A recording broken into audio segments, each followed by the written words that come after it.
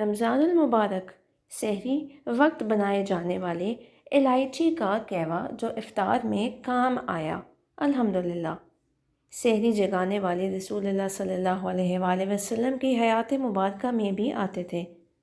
سن 2 ہجری میں صوم یعنی روزے فرض ہونے کے بعد یہ ضرورت محسوس کی گئی کہ اہل مدینہ کو سحری میں جگانے کے لیے کون سا طریقہ اختیار کیا جائے۔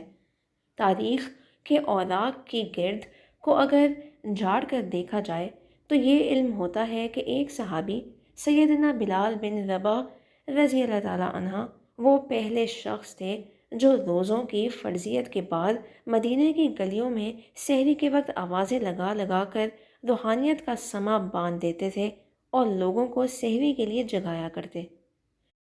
سیدنا بلال کی یہ سنت مدینہ المنورہ میں زور پکڑتی گئی اور وقت گزرنے کے ساتھ ساتھ اور بہت سے دوسرے لوگ بھی یہ خدمت انجام دینے لگے۔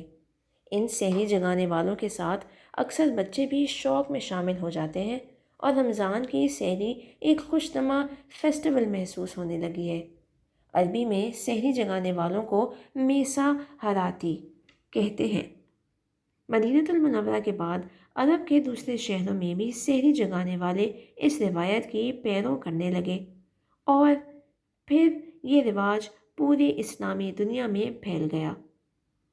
میسا حراتی یہ فریضہ فی سبیل اللہ انجام دیتے ہیں، لیکن ان کی خدمت سے مستفید ہونے والے مسلمان انہیں مایوس نہیں کرتے تھے اور آخری صوم روزے والے دن انہیں ہدیہ انعام یا عیدی دیتے۔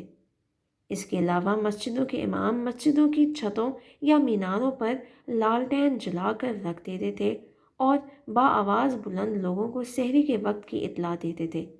جہاں آواز نہیں پہنچ پاتی تھی لوگ روشن لالٹین دیکھ کر اندازہ لگا لیتے تھے کہ سحری کا وقت ہو گیا ہے۔ آہ کیا خوبصورت اور روح پرور رمضان ہوا کرتے تھے وہ۔